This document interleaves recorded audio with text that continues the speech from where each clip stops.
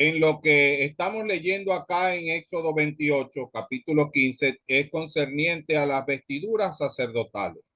Todo lo que hemos venido tratando con respecto a los muebles, el velo, nos muestra la gloria de Dios y particularmente nos lleva hacia lo que es la esplendor de la gloria de Dios, la imagen misma de su sustancia, nuestro amado Salvador, el Señor Jesucristo. Y acá no se escapa de esa realidad. Veíamos cómo todo comienza con ese efod, que es como un delantal, el delantal que cargaba el sumo sacerdote cuando iba a servir.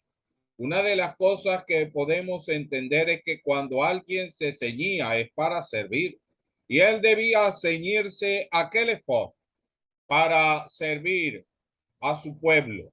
Y así el Señor Jesucristo se colocó las vestiduras sacerdotales para presentar el servicio más sublime, la redención de nuestros pecados. Él vino, dijo él mismo, para servir, no para ser servido. Él vino para ofrendarse por nuestros pecados y con una sola ofrenda a ser perfectos para siempre a los santificados. Ahora, como nuestro gran sumo sacerdote, ese sumo sacerdote que nos convenía, santo, inocente, sin mancha, apartado de los pecadores, hecho más sublime que los cielos, él tiene unas características iniguales que están siendo ilustradas a través de lo que estamos leyendo. Veíamos ahí en el efod, una de las principales elementos es que estaba construido de oro, azul, púrpura, carmesí, lino torcido. Ya el azul, púrpura, carmesí, lino torcido, esta mezcla de elementos la conocemos en el velo. Ya la hemos conocido también en la puerta del tabernáculo. Esta se asemeja más al velo que separaba el lugar santo del lugar santísimo, porque es de obra primorosa, al igual que la anterior. Así también esta es de obra primorosa. Y sabemos que el velo nos habla del Señor Jesucristo. Y en la carta a los Hebreos, en el capítulo 10 nos dice claramente que nos habla del velo de su carne.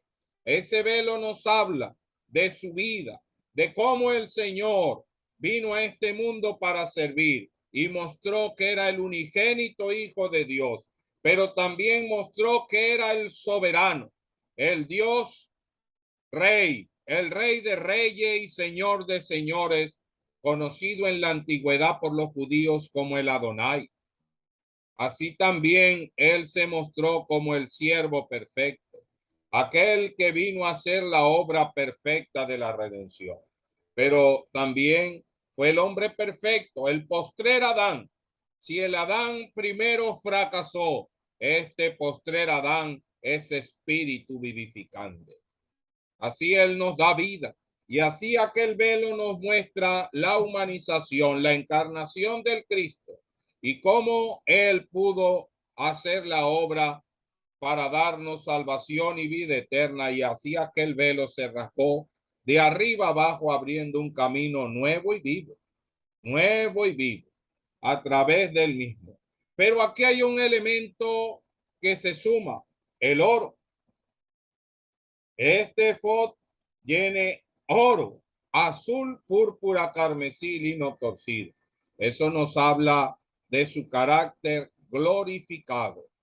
Esa divinidad que fue oculta o fue velada por su encarnación, ahora la vemos mostrada en plenitud en su resurrección. Él es glorificado, y así como él es glorificado y exaltado y es transformado a ese nivel tan glorioso y maravilloso que dice la escritura que Dios le dio un nombre que es sobre todo nombre. Y en ese estado glorificado, en ese cuerpo vivificante del Señor, Él nos da vida. Él nos da vida. La resurrección de Cristo, dice la escritura, que trae nuestra justificación. Y así podemos nosotros tener claridad de que en el cielo entró un hombre que es allá representante de nosotros y que se sentó a la diestra de la majestad de las alturas. Ahora él entró al lugar de más adentro. Y es interesante que el sumo sacerdote, para poder entrar al lugar de más adentro una vez cada año, tenía que colocarse este efod y tenía que colocarse todas estas vestiduras que estamos describiendo aquí. Por eso nos habla de esa entrada triunfal del Señor al cielo después de haber hecho la obra de la redención. Así también vemos acá nuevamente a esos elementos asociados al pectoral. En el efod veíamos las dos sombreras que tenían dos piedras de ónice con los nombres de los hijos de Israel de acuerdo a su nacimiento. Y así él llevaba el sacerdote sobre sus hombros y veíamos unas características bien interesantes de estas piedras de ónice y su grabado y todos estos elementos. Para avanzar, vemos ahora este pectoral. Para los conocedores de la joyería, dicen que no existe una obra primorosa tan hermosa como esta. No existe otra. Ese juego de colores allí prismático que se da con la colocación perfecta de estas piedras engastadas en oro. Dicen que no hay nada sin igual. No hay nada que se le compare. Es sinceramente singular. Y allí están los nombres de los hijos de Israel, pero ya no en el orden de nacimiento. Aquí hay presente otro orden. Y aquí están colocados en 4 hileras, como el orden de marcha, 4 grupos de 3. En el orden de marcha entonces vemos a Judá, a Isaacar, a Zabulón en la primera hilera. Y así nosotros vemos aquí que la primera hilera tiene que ver con una esmeralda, perdón, una piedra sárdica, un topacio y un carbunco. Y así sucesivamente. Hay un nuevo orden, pero una de las cosas que queremos resaltar para dar paso a los hermanos en sus comentarios es que esas piedras colocadas allí en el pecho de el sumo sacerdote a través de ese pectoral del juicio debía traer también al corazón del sumo sacerdote la multiforme gracia de Dios. La forma maravillosa como se manifiesta la multiforme gracia de Dios, la multitud de sus misericordias, porque también tenemos que decir que cada quien tiene una forma muy particular y así Dios nos ve, Él nos conoce a todo y cada uno de nosotros y Él nos ama en una forma singular a cada uno de nosotros. Así Él nos comprende, Él nos entiende, Él conoce nuestras debilidades, conoce nuestro corazón y nuestras intenciones y Él nos trata así. Así el sumo sacerdote llevaba sobre su pecho, como el Señor nos lleva sobre su pecho, el pectoral del juicio. Es, sin, es bastante significativo el nombre, el pectoral del juicio sobre el pecho del gran sumo sacerdote. Allí, cuando él juzga con claridad, con serenidad, conforme a su santidad, pero con amor, con amor. El amor, el juicio del Señor es un acto de amor. El juicio de Dios se hace por amor.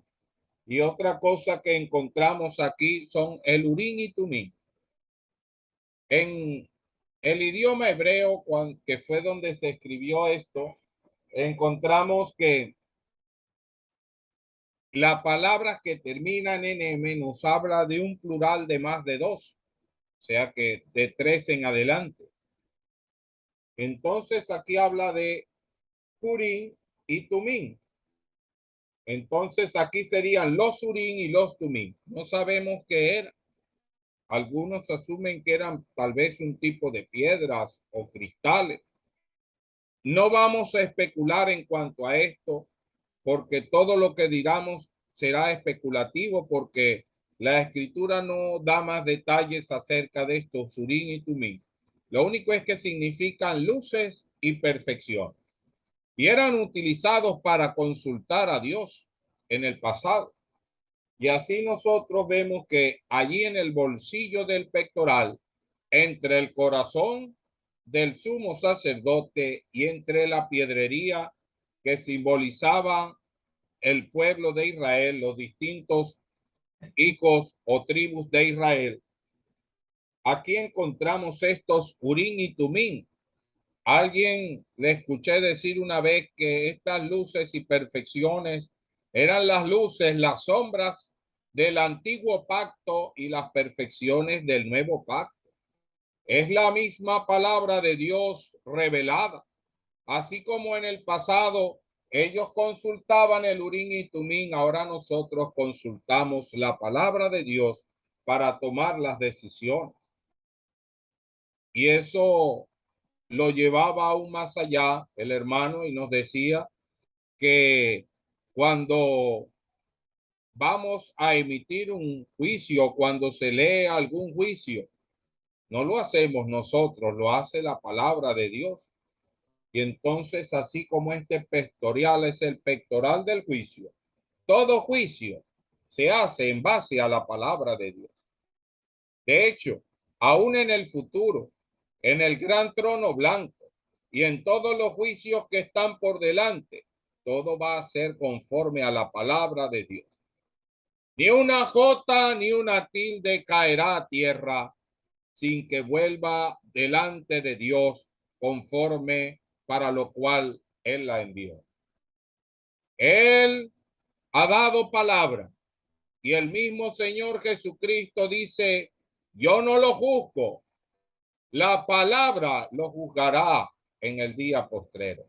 Entonces, creemos que estos Urim y Tumim es un tipo, una figura de la misma palabra de Dios. Yo voy a dejar hasta aquí para que los hermanos continúen con la enseñanza.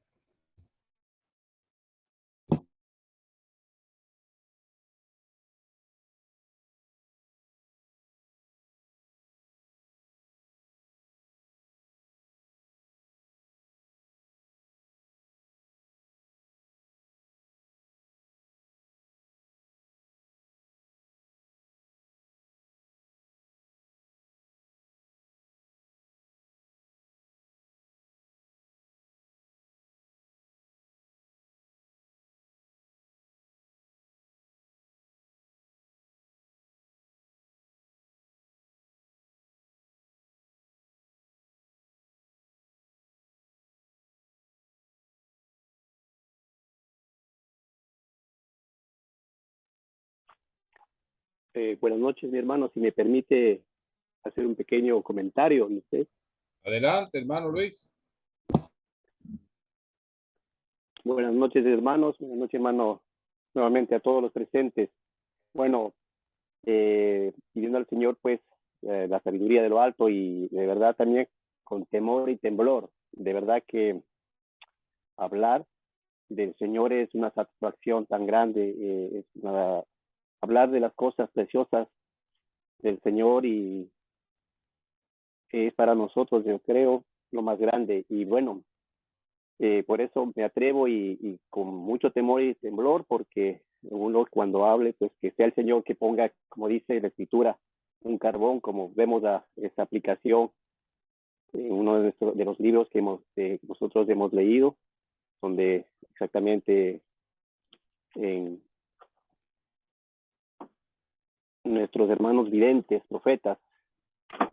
Bueno, quería, en cuanto al comentario de usted, mi hermano, hablando de las figuras, ¿verdad? y el orden de estas piedras. Y bueno, quería hacer referencia, ¿no? De que se puede encontrar cosas preciosas, ¿no? Una de las cosas que usted ha mencionado es verdad, de que podemos observar la unión, pues, digamos, del Antiguo Testamento. Aquí en el capítulo 21 de Apocalipsis vemos cosas interesantes, ¿no? En cuanto a la iglesia, pero mejor dicho, a la nueva Jerusalén, dice, ¿no? Del cielo. Habla ahí esa referencia, y comparativamente con lo que usted ha dicho, podemos entender también que hay un orden, Y entonces llama la atención, hermano, y también quisiera que de alguna manera también se podría desarrollar también el estudio sobre eso, ¿no? Se menciona la piedra también, ¿no? En el versículo 11 del capítulo 21, que dice, teniendo la gloria de Dios, esta ciudad, ¿no? Que en el momento de la visión de Juan, dice, teniendo la gloria de Dios y su fulgor, dice, era semejante a una piedra preciosísima, como piedra de jaspe, diáfana como el cristal. Para el Señor, su iglesia, su esposa, es preciosa. Y me llama la atención el fulgor que tenía aquí, esa luz preciosísima.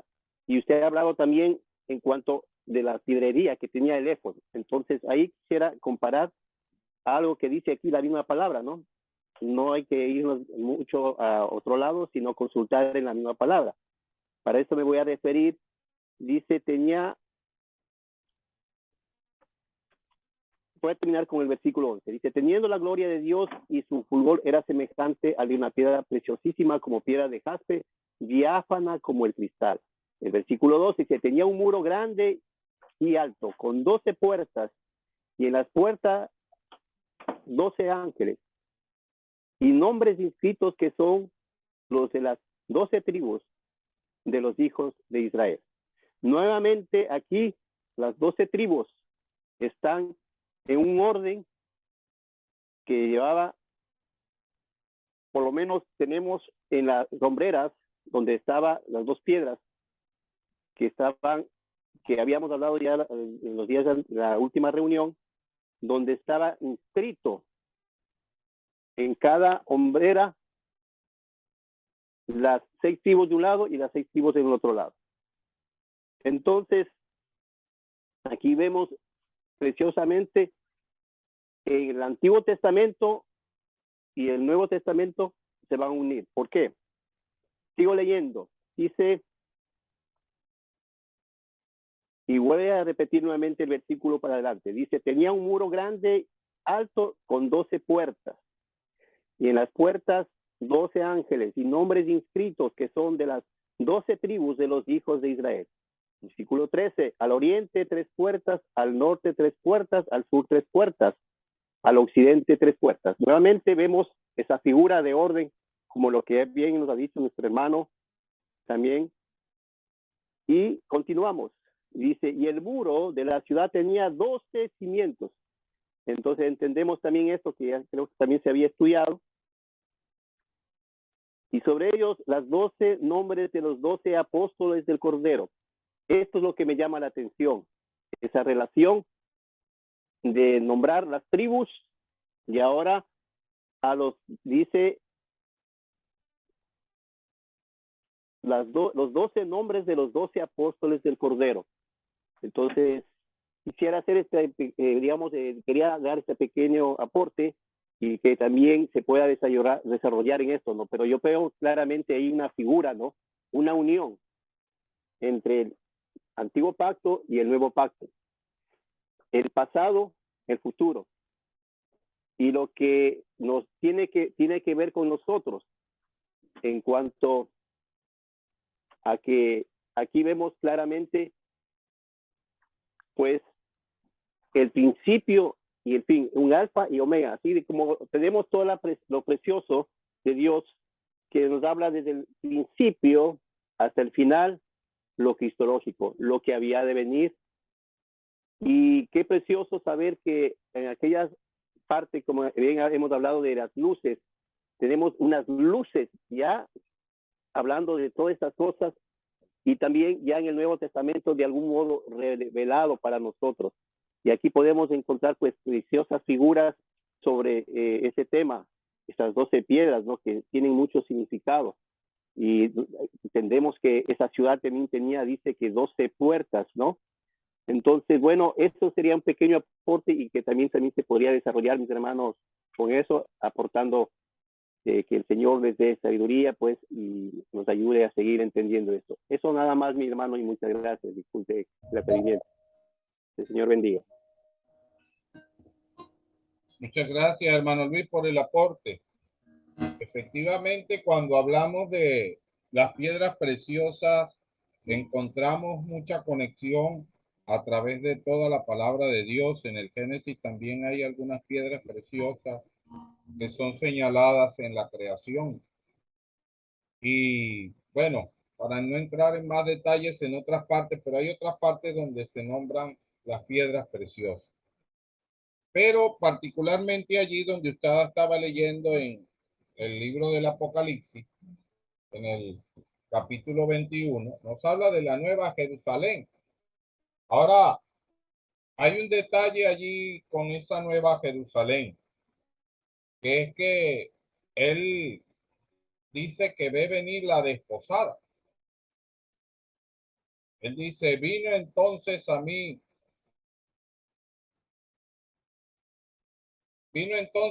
un ángel de los 7 ángeles que tenían las 7 copas llenas de las 7 plagas postreras, y habló conmigo diciendo, ven acá, y yo te mostraré a la desposada, a la esposa del Cordero.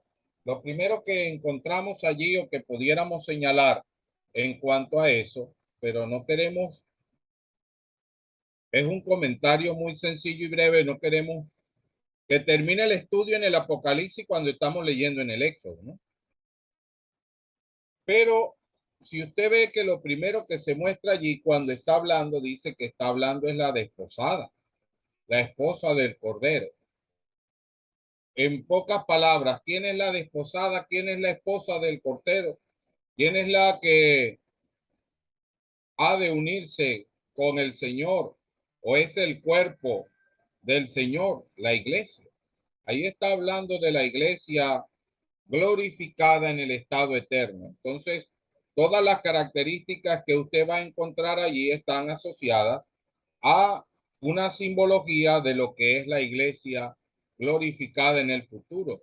Ahora, el hecho de que se nombren los hijos de Israel o los nombres de las tribus de Israel en las puertas es que, como dijo el mismo apóstol Pablo, la salvación viene de los judíos. Por allí comenzó todo. De hecho, el Señor mismo instruyó que a los primeros donde tenían que predicar era en Judea, después en Samaria y después hasta lo último de la tierra. Pero todo comenzaba desde allí. Las primeras predicaciones, los primeros mensajes estuvieron enfocados a los judíos. Luego fue donde se expandió el evangelio a todo el mundo y nos llegó a nosotros, los que no éramos judíos, que fuimos insertados, como dice allí en la carta a los romanos, en el olivo, en el caso como un injerto. Ahora, los cimientos, los 12 apóstoles, porque fue a ellos a quien Dios instruyó, dice que Él los escogió para que estuviesen con Él y para enviarlos a predicar. Son los enviados, los que el Señor escogió, y esos son los cimientos de esa iglesia en ese sentido y con la figura que encontramos allí.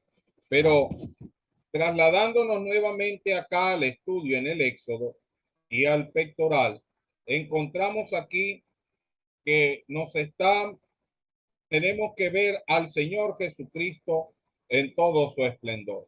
Hay 4, aquí vemos unos anillos de oro, unos cintos de oro y otros cintos de azul. Sería bueno que pudiéramos detallar la simbología de estos cintos de oro, de estos anillos de oro y del cinto de azul, que eran los que ceñían el pectoral al efod. Y es significativo que ellos debían juntarse y nunca separarse. Dice el 28, y no se separe el pectoral del efod.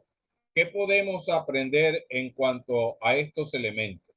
El hermano Eliezer tiene la mano levantada. Buenas noches, mis queridos hermanos. Saludos a todos. ¿Se me escucha bien allí? ¿Sí te escucha, hermano Eliezer? Sí. Bueno, mi querido hermano, en mi pequeño comentario, escuchándolo, bueno, en la introducción que usted dio, yo pudiera decir una vez más que estos temas tienen bastante tela que cortar, como decimos nosotros, criollamente, ¿no? Pero yo estaba pensando, mi hermano, el principio de todo esto, cómo se hacía, o sea, la, la majestuosidad del Señor, todo tan perfecto. Y me llama la atención, mi hermano, cómo tenían que primero preparar él a estos sumos sacerdotes, porque era el sumo sacerdote el primero que Moisés tenía que preparar, como aparece allá en Levíticos capítulo 8, desde el 6 en adelante, ¿verdad? Ahí aparece cómo tenía que hacer Moisés con Aarón, que era lo primero, como era el sumo sacerdote, cómo lo tenía que preparar. Y me llama la atención, mi hermano, que él tenía que lavarlo, o en otras palabras podríamos decir bañarlo. Entonces, esto me lleva rapidito, mi hermano, allá cuando el sumo sacerdote entraba una vez al año eh, a ofrecer todo este trabajo que tenía que hacer, pasaba casi todo el día trabajando, y digo casi todo el día por lo que él tenía que hacer, pero comenzaba, mi hermano, allá en Levítico 16:4, y dice: se vestirá la túnica santa de lino, y sobre su cuerpo tendrá calzoncillo de lino, y se ceñirá el cinto de lino, y con la mitra de lino se cubrirá. Ahí podemos ver que él no llevaba todo este traje esplendoroso como acaba de decir tanto nuestro hermano Marcos como Luis, sino que era para ejecutar pues un servicio único que se hacía una vez al año. Él tenía primero que bañarse, lavarse completo, porque dice el versículo 4 casi al final: después de lavar su cuerpo con agua. ¿Ve? Aquí podemos ver que tenía que estar purificado él primeramente, y ya sabemos nosotros que él también tenía que purificar su casa primeramente para poder hacer este sacrificio que era sagrado pues y solemne. Pero me llama la atención también, mi hermano, que él tenía lo que él tenía que ponerle a Aarón primeramente. Ya no vamos a entrar en detalle porque eso se va a llevar mucho tiempo. Pero vemos que después que él preparaba con toda su majestuosidad, como ya explicó nuestro hermano Marco, después que él lo preparaba, es que iba a venir a preparar a sus hijos, a los hijos de Aarón, como lo dice en el versículo 13. Después Moisés hizo acercarse a los hijos de Aarón y los vistió de túnica, le ciñó los cintos y lo ajustó las tiaras como Jehová lo había mandado. O sea que a los hijos de Aarón como sacerdotes no llevaban tanta indumentaria, porque la llevaba era el sumo sacerdote, y esto nos lleva a Hebreo, todos los títulos que se le dio a nuestro Señor Jesucristo allá, y el más grande, el más esplendoroso de todo es nuestro gran sumo sacerdote, que es el único que tiene ese título, pues. Entonces, me llama la atención ahora, entrando un poco, como dijeron nuestros hermanos, este, este efod, que es primero, se ponía primero el efod y después el pectoral, pues. Esto era algo que representaba el juicio que el Señor concedía a su pueblo. Y podemos ver que este Urín y Tumín, como dice nuestro hermano Marco, no hay mucha explicación sobre él, pues. y solo todo lo que podemos hablar de él son como especulaciones, pero lo que sí sabemos, mi hermano, que se duró por muchísimos años. Creo, mi hermano, que la última vez que se utilizó fue allá en los tiempos de Esdras y Nehemías, allá cuando Nehemías, que estaban aquellos falsos sacerdotes, tuvieron que iban a utilizar el Urim y Tumim, allá en Nehemías 7, en el capítulo 7, cuando se dieron cuenta de que estos no estaban registrados, pues no eran unos falsos. Ahí creo que fue la última vez que se iba a utilizar que se nombra para utilizar este Urim y Tumim.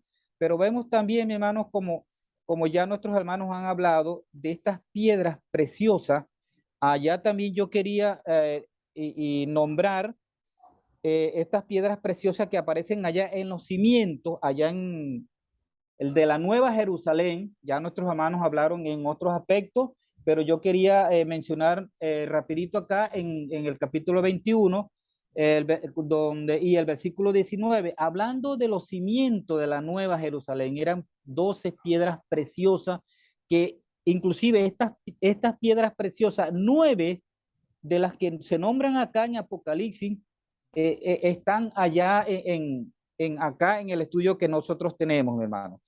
Acá podemos ver que aparece el topacio, aparece la esmeralda, el zafiro, la amatista, el jacinto, el ágata, el berilo y por último aparece el ónice. Entonces, estas 9 piedras preciosas están nombradas acá también en Apocalipsis, como en los cimientos de la Nueva Jerusalén. Pero también algo hermoso también, mi hermano, estas 12 puertas que eran, cada una era una perla. Imaginemos nosotros, mi hermano, la magnitud, la hermosura. Cada una de estas puertas eran una perla, dando a entender la majestuosidad, que todo lo que el Señor hace es majestuoso, es hermoso. Y a mí me llama la atención, para terminar, mi hermano,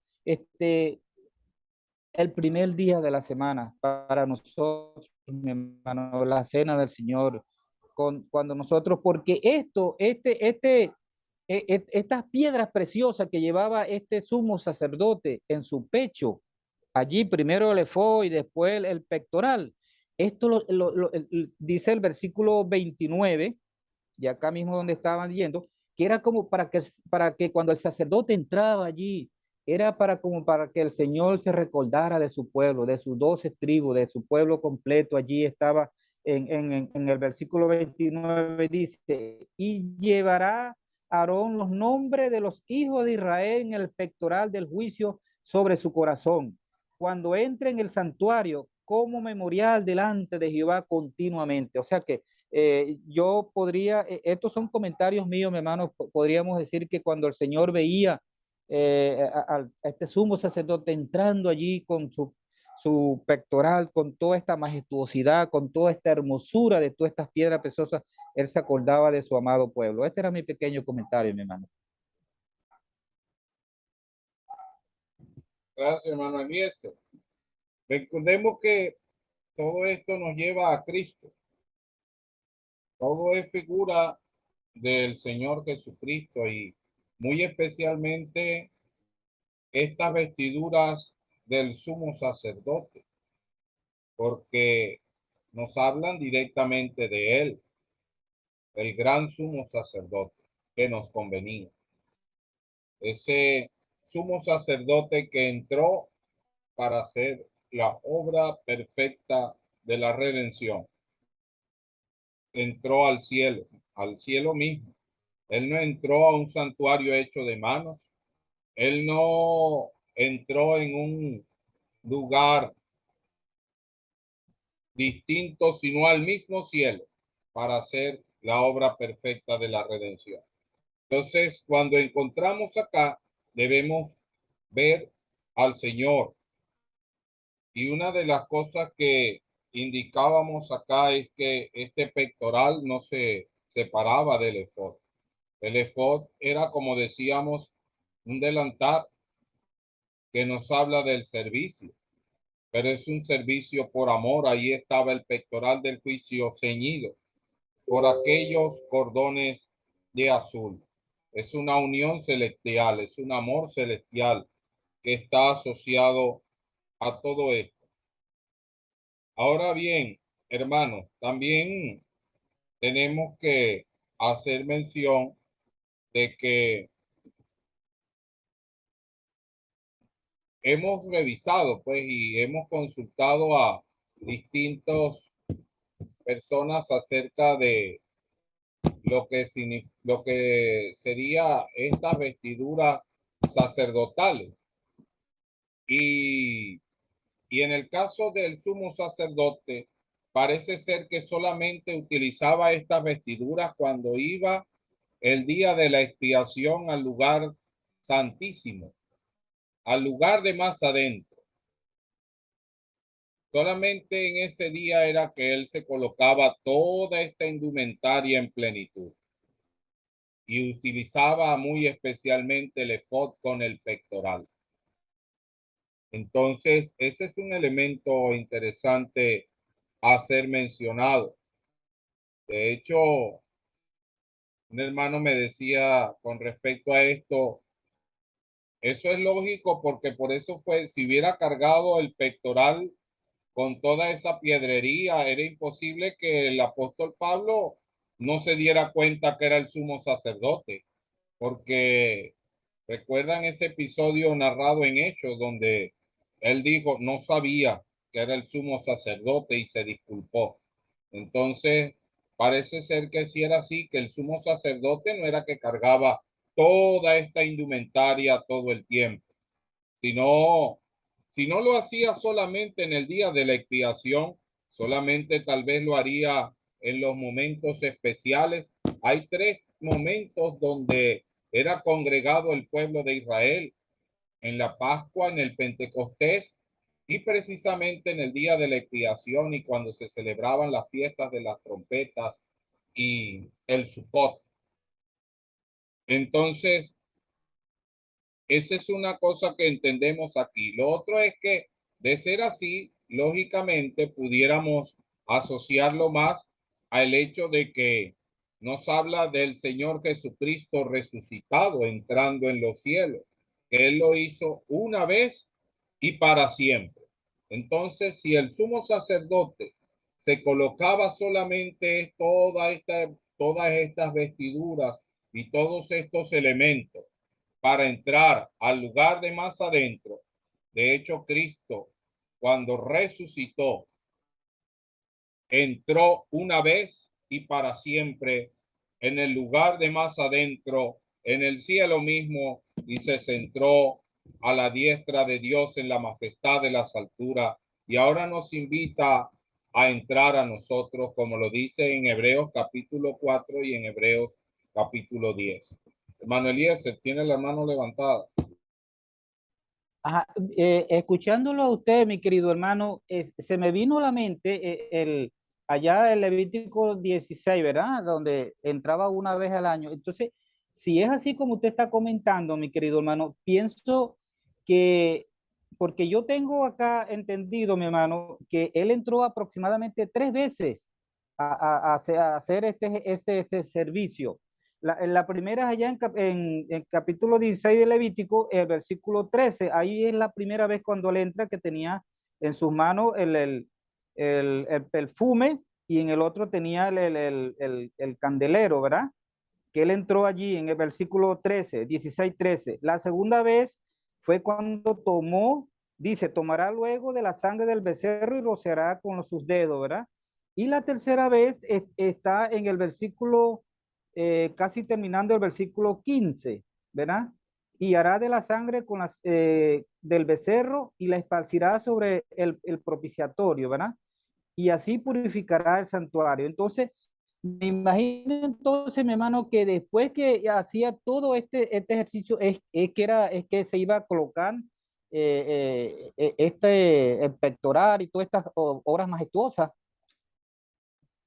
Bueno, hermano Eliezer, lo que pasa también es que tiene que entender que, como dice mismo en hebreo, hablando de esto, es que el sumo sacerdote, según Aarón, según ese orden sacerdotal, tenía que ofrecer primero por sí mismo, porque él era imperfecto.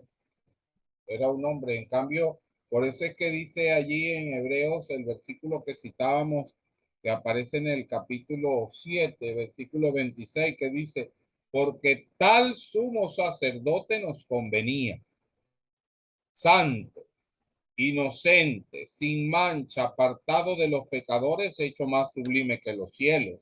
Esas características que tenía el Señor no la tenía ninguno en la antigüedad. Él no tenía que ofrendar por sus propios pecados porque era sin pecado. Entonces él podía entrar una vez y para siempre. Ya, claro, mi hermano. Entiendo, entiendo.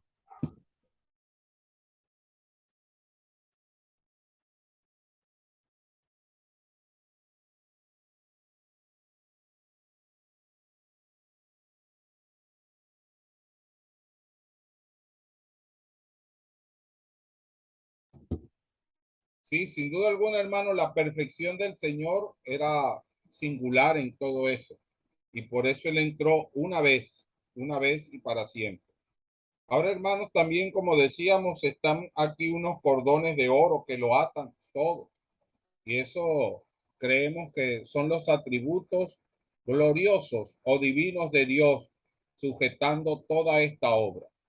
Recordemos que cada vez que Dios manifiesta uno de sus atributos, manifiesta su gloria. En cada acto de Él, donde Él está mostrando su poder, su amor, su santidad, Él muestra su gloria. Y entonces creemos que estos cordones nos habla de esa manifestación de la gloria de Dios. Y el anillo que nos habla de, sabemos que, y ya lo hemos mencionado en estudios anteriores cuando hemos visto los anillos, que nos habla de algo que no tiene fin, su eternidad, el ser eterno, el autoexistente.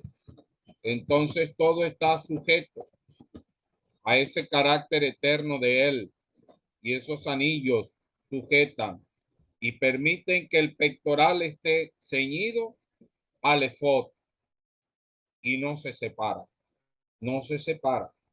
El servicio del juicio, del pectoral del juicio, el servicio que nos habla de ese efod y el pectoral del juicio que nos habla de esa multiforme gracia de Dios manifestada para con nosotros, no se separa, no se separa.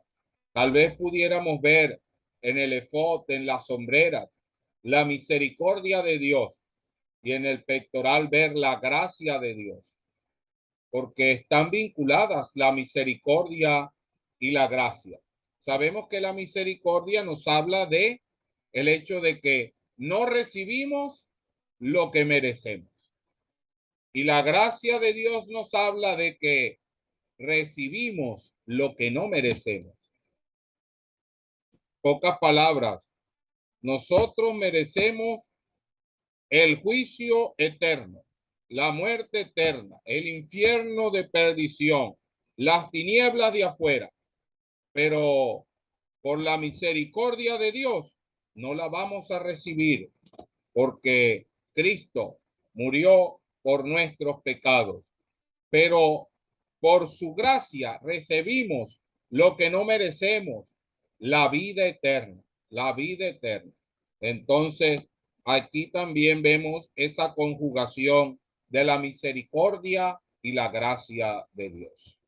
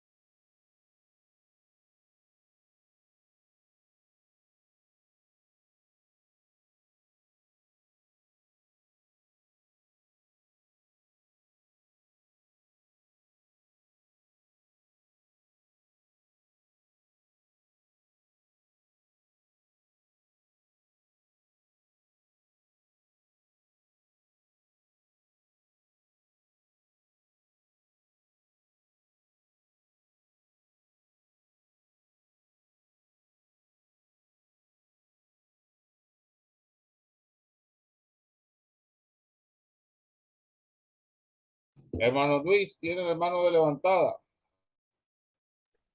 Así, perdón, hermano.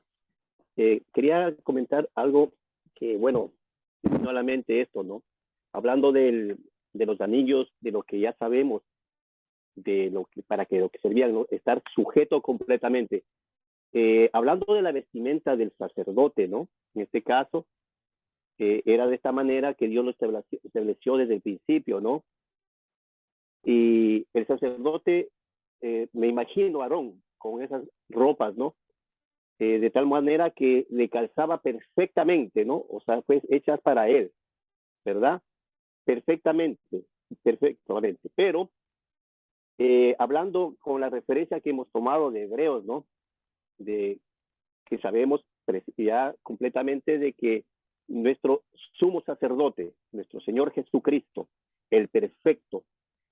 Sin embargo, Aarón era una figura de la perfección en cuanto a cómo se estaba ceñido este ropaje espiritual para él ejercer el servicio del sacerdocio.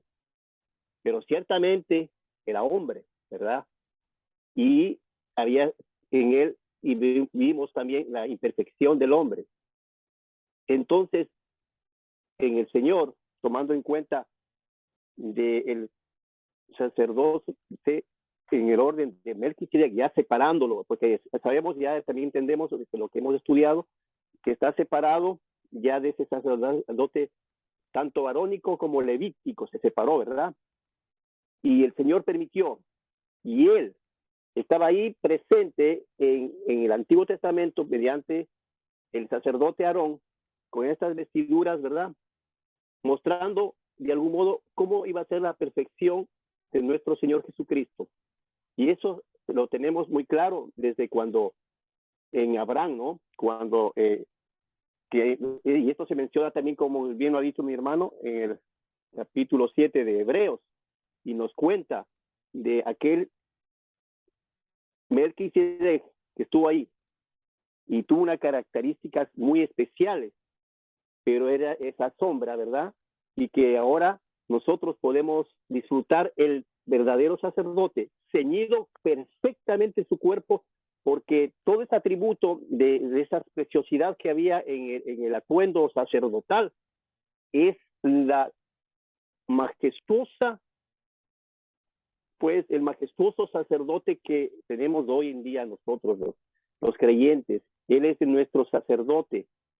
Entonces, el atributo total, y entonces ese traje a él le queda perfectamente. Entendemos que Aarón era hombre, pero a nuestro Señor Jesucristo, digamos, fulgura en la, digamos, bueno, no hay cómo expresarlo, no hay palabras para expresar de que él es, cómo le queda ese traje a él. O sea, a él le queda perfecto, pero precioso, con una cualidad, ¿no? Entendemos que él se dice que tenía en la parte de la frente, cuando se le hizo esta placa de oro con la palabra que tenemos ahí, santidad a Jehová.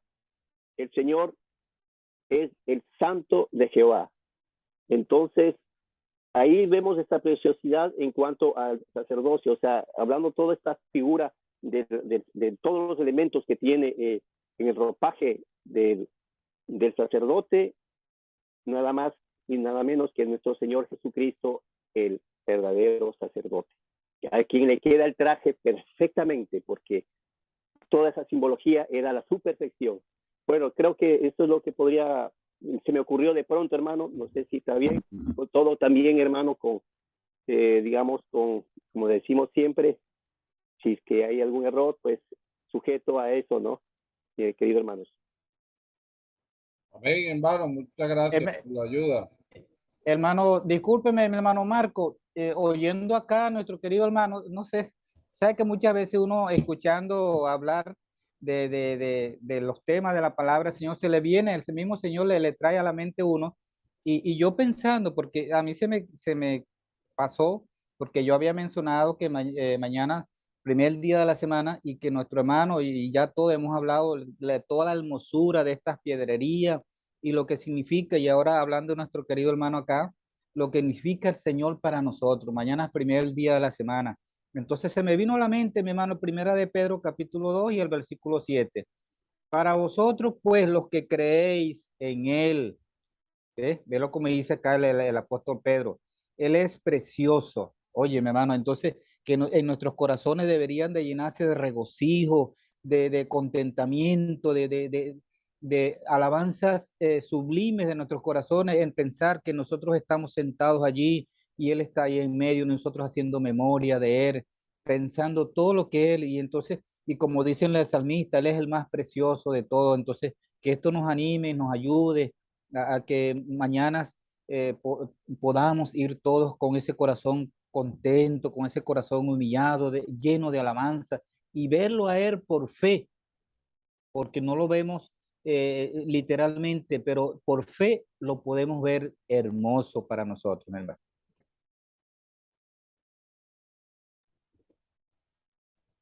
Sí, las vestiduras que encontramos acá nos muestran toda esa majestad y gloria del Señor. Por eso es que es significativo el hecho de que aquí se incluyó el oro dentro de las piezas. No es solo el azul, púrpura, carmesí y el lino torcido, sino el oro, el glorificado. La resurrección. El apóstol Pablo a los Corintios dice que si Cristo no resucitó, somos los más dignos de conmiseración. Pero Cristo resucitó. Él resucitó. Y uno puede pensar en las palabras que llegó a decir después de resucitado, cuando se encontró allí con María Magdalena. Es sin duda alguna algo tan hermoso. No me toques porque aún no he subido a mi Padre, mas ve a mis hermanos y dile, subo a mi Padre y a vuestro Padre, a mi Dios y a vuestro Dios. Qué solemnidad, qué hermosura, qué palabra. Subo a mi Padre y a vuestro Padre. Somos hechos hijos de Dios por la resurrección de Jesucristo. Así lo explica el mismo apóstol Pablo a los romanos. Él, para llevar muchos hijos a la gloria, él murió y resucitó. Nos justificó a través de su resurrección. Él entró al mismo cielo. Esa entrada perfecta, triunfal, o como dice allí el Salmo, alzad, oh puertas, vuestras cabezas, y alzad, oh vosotras puertas eternas, y entrará el Rey de la Gloria. Él entró en el cielo mismo, y está allí, y Él nos invita a que entremos y le adoremos. Y esos querubines que están allí en el propiciatorio, con sus alas inclinadas, mirando hacia el centro del propiciatorio, no están otra cosa que mirándolo a Él, y nos invita a que le miremos a Él, que le adoremos a Él y que le rindamos todo el tributo porque Él lo merece. Hermano Eliezer. Una vez más, mi querido hermano, oyéndolo hablar usted, pero el estudio pasado, se me hizo venir a la mente que usted habló y no lo sabía, que usted comentó que la única parte que estaba fuera del tabernáculo, que tenía oro, eran las 5 columnas que estaba, donde estaba la cortina, pues, de la entrada, que estaban cubiertas de oro. Entonces yo estaba pensando como en estos últimos minutos se está hablando del oro. Sabemos que en nuestro Señor Jesucristo, Él es para nosotros, por dentro, Él es hermoso, Él es ese oro brillante, pero también llevándolo a este oro que está afuera, ¿verdad? También Él es hermoso para nosotros en la parte de afuera, pues. Sa- Perdón, sabemos que cuando él fue, su rostro fue desfigurado, su rostro, ¿sabes? Todas ¿cómo se dice? Las relaciones que nosotros hicimos él, su rostro fue desfigurado, ahí no estaba hermoso, ¿no? Pero yo pienso, mi hermano, que sí se puede tomar este oro afuera de él, que él también es hermoso por fuera. No sé qué piensará usted, mi hermano. Las columnas que soportan la cortina de la entrada son de oro y son 5. Las Sí, que sostienen el velo adentro son 4. ajá, sí, Las de adentro, como el velo de adentro hablan de Cristo, ajá, es el hecho de que sean 4 hablan de una obra universal que ajá, cubre todo. O sea que cuando se rasgó el velo, allí es indicando claramente que la obra de Cristo había alcanzado todo el universo. Allí vemos en la carta a los hebreos que dice que aún las cosas celestiales fueron purificadas a través de esa misma obra. El apóstol Pablo a los colosenses también lo dice, lo señala, que hasta el cielo mismo fue purificado por la obra de Cristo en la cruz. Pero la cortina de afuera, que no era obra primorosa, sino obra de recamador, o sea, tenía ciertas imperfecciones. Como tenía imperfecciones, no puede ilustrar a Cristo. Ilustra es a los creyentes, que son los que deben reflejar a Cristo. Entonces, esa cortina de afuera, que somos nosotros los creyentes, que debemos reflejar a Cristo y que debemos conocerle cada vez más a Él. Por eso se repite el azul, púrpura, carmesí, lino trocido, porque es a través de conocerlo a Él, conocer la vida de Él, es que podemos parecernos a Él. Entonces eso es lo que ve el mundo nos ve a nosotros, pero debemos reflejar al Señor. Ellos deben ver al Señor a través de nosotros.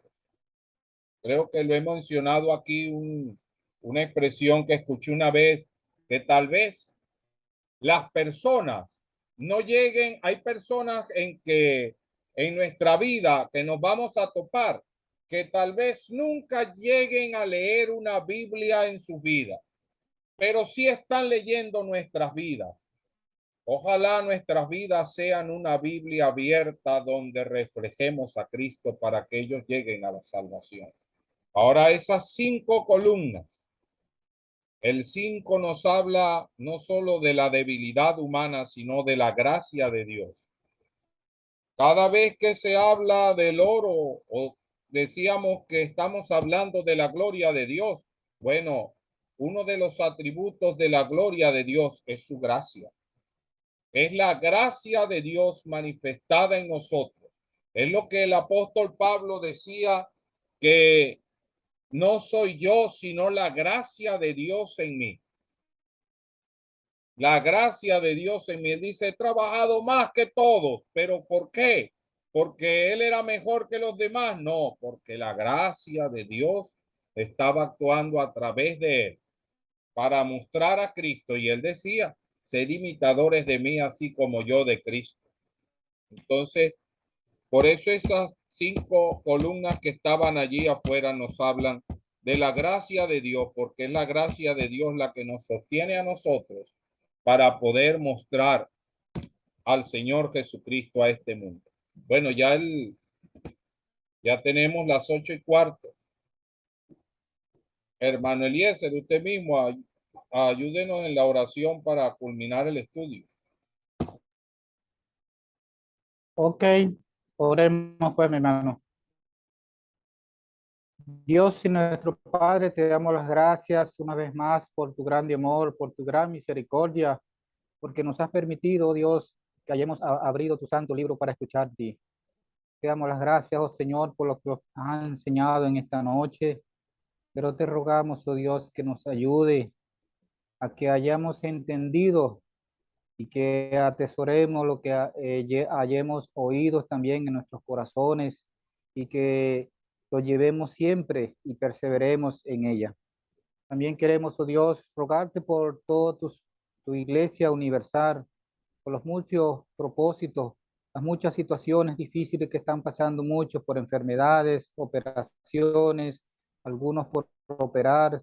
Señor, te rogamos que siga siendo su médico divino para muchos de ellos, que siga siendo su consolador para muchos que han perdido sus seres queridos, pero también, oh Dios, rogándote que tengas misericordia de nuestros familiares que no son salvos, para que ellos puedan venir al conocimiento de la verdad.